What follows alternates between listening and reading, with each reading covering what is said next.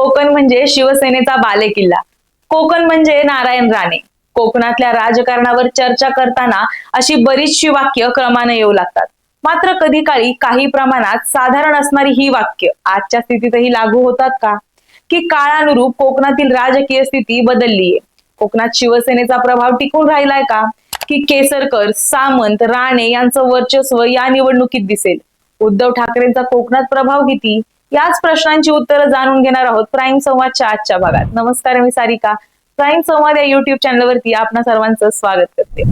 कोकण भागात खोलवर रुजलेल्या शिवसेनेच्या अस्तित्वामुळे उद्धव ठाकरेंचा मोठा प्रभाव इथे आहे. शिवसेनेला पारंपरिक पाठिंब्यासाठी ओळखल्या जाणाऱ्या कोकणात प्रादेशिक अभिमान, मराठी अस्मिता आणि सांस्कृतिक मुद्द्यांवर पक्षाने लक्ष केंद्रित केल्यामुळे ठाकरे यांच्या नेतृत्वाखालील गटाचा हा बालेकिल्ला ठरलाय. या सर्वांचा कोकणात जोरदार एको आहे. मच्छीमारांचे हक्क, पर्यावरणीय समस्या आणि पायाभूत सुविधांचा विकास यासारख्या स्थानिक समस्यांवर उद्धव यांनी लक्ष केंद्रित केलं असल्याचं सांगितलं जातं. कोकणातील मतदारांमध्ये त्यांचे आव्हान अधिक बळकट झालंय. 2022 मध्ये शिवसेना फुटल्यापासून कोकणातील गतिमानता अधिक गुंतागुंतीची झालीये. एकनाथ शिंदे यांनी त्यांच्या शिवसेना गट आणि भाजपच्या पाठिंब्याने तिथे आपला पाया तयार करण्याचा प्रयत्न केलाय. तर शिवसेनेच्या मूळ लोकांचे प्रतिनिधी म्हणून उद्धव ठाकरे यांची प्रतिमा कोकणातील मतदारांच्या मोठ्या वर्गामध्ये मजबूत निष्ठा राखून आहे. मराठी माणूस, कथन, प्रादेशिक उद्योगांना पाठिंबा आणि पर्यावरणीय संवेदनशीलता, रत्नागिरी रिफायनरी यासारख्या प्रकल्पाबद्दलच्या त्यांच्या भूमिकेत दिसून येते. यावर जोर देण्याचा त्यांचा दृष्टिकोन अनेकांना आवडतो. निवडणुकीच्या प्रभावाच्या दृष्टीने जर त्यांनी युतीची धोरणात्मक फायदा घेतला तर उद्धव ठाकरेंचा प्रभाव कोकणात संभाव्य जागा जिंकू शकतो. स्थानिक हितसंबंधांशी तडजोड न करणाऱ्या विकासात्मक गरजा पूर्ण करताना कोकणची सांस्कृतिक ओळख जपण्यावर लक्ष केंद्रित करून पारंपरिक शिवसेनेच्या आदर्शांशी एकनिष्ठ असलेल्या मतदारांना ते आकर्षित करू शकतात. याच प्रभावामुळे राष्ट्रवादी शिवसेना युती बळकट होऊ शकते आणि भाजप शिंदे गटाच्या विरोधात या प्रदेशात मोठा विरोध निर्माण होऊ शकतो. असं असलं तरीही दीपक केसरकर, उदय सामंत आणि राणे बंधू कोकणातील राजकीय परिदृश्य, विशेषतः आगामी विधानसभा निवडणुकांच्या संदर्भात आणि उद्धव ठाकरेंच्या प्रभावावर त्यांचा संभाव्य प्रभाव यांच्या संदर्भात महत्वपूर्ण भूमिका बजावत आहेत. शिवसेनेच्या एकनाथ शिंदे गटाचे प्रमुख नेते म्हणून दीपक केसरकर यांची स्थानिक उपस्थिती मजबूत आहे आणि ते पक्षाचे कार्यकर्ते आणि मतदारांमध्ये पाठिंबा मजबूत करण्यात प्रभावी ठरलेत. जर त्यांनी विकासाच्या समस्या आणि स्थानिक तक्रारींवर लक्ष केंद्रित केलं तर मंत्री म्हणून त्यांचा अनुभव आणि स्थानिक प्रशासनातील सहभाग त्यांची विश्वासार्हता नक्कीच वाढवू शकतात आणि मतदारांना ठाकरे यांच्या गटापासून दूर ठेवू शकतात.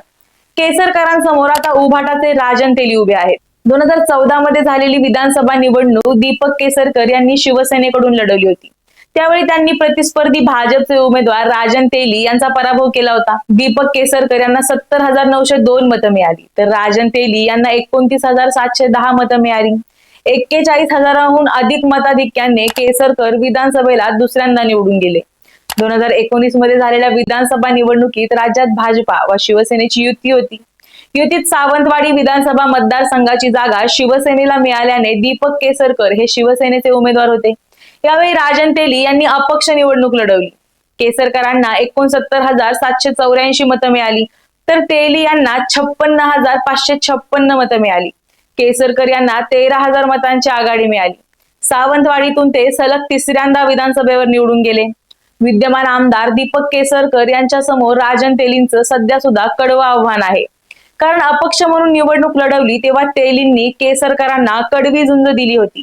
मागील अनेक वर्ष ते सावंतवाडी मतदारसंघात ठाण मांडून आहेत. अनेक कार्यकर्ते त्यांच्या समवेत असल्याने केसरकरांना येत्या विधानसभा निवडणुकीत तेलींचं नक्कीच कडवं आव्हान असणार आहे. रत्नागिरी संगमेश्वर विधानसभा मतदारसंघाचे उमेदवार उदय सामंत हे आणखी एक प्रमुख खेळाडू कोकणात सक्रिय आहेत आणि विकास प्रकल्पांवर लक्ष केंद्रित करण्यासाठी ते ओळखले जातात. शिंदे सरकारच्या कामगिरीवर प्रकाश टाकण्यासाठी आणि स्थानिक लोकांच्या गरजेनुसार त्यांची जुळवाजुळव करण्याचा त्यांची क्षमता मतदारांना आकर्षित करू शकते. असं असलं तरी रत्नागिरी संगमेश्वर विधानसभा मतदारसंघात उदय सामंत विषयी नाराजगीचा सूर आहे.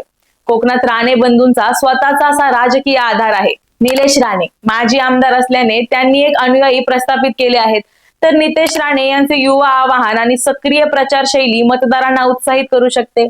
ते त्यांच्या कौटुंबिक वारशाचा फायदा घेतील आणि ठाकरे यांच्या समर्थनापासून मतं दूर करण्याचा स्थानिक समस्यांवर लक्ष केंद्रित करतील. असं झालं तर उद्धव ठाकरेंना कोकणातून आपला गाशा गुंडाळावा लागेल.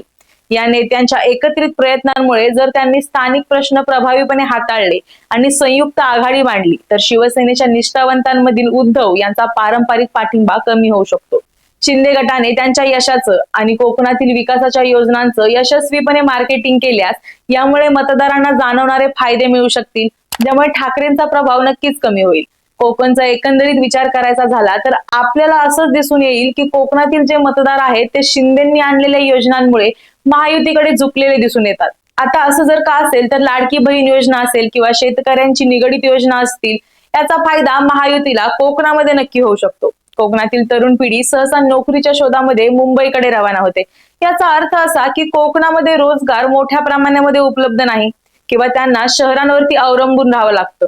आता शिंदे सरकारने जी युवांसाठीची योजना आणली आहे, ज्यामध्ये शिक्षणानुसार तरुणांना स्टायपंड दिलं जातं, यामुळे तरुण मतदार सुद्धा महायुतीकडे आकर्षित होऊ शकतात. कारण कोकणातल्या तरुण मतदारांची जर धारणा पाहायची झाली तर ती जो विकास करेल तो आपला, नाहीतर इतरांना वगळा अशा स्वरूपाची पाहायला मिळते.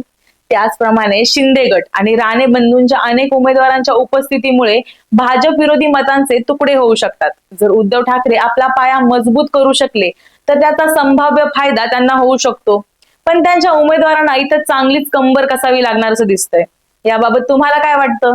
तुमच्यापैकी जर कोणी कोकणातले असतील तर तुमच्या मतदारसंघात कोणाचा प्रभाव जास्त आहे? यंदाच्या निवडणुकीत कोकणात उद्धव ठाकरेंचे उमेदवार बाजी मारतील का, की भाजपचा प्रभाव इथे जास्त दिसेल? हे आम्हाला कमेंटमध्ये नक्की सांगा आणि प्राईम संवाद या युट्यूब चॅनलला सबस्क्राईब करायला विसरू नका. धन्यवाद.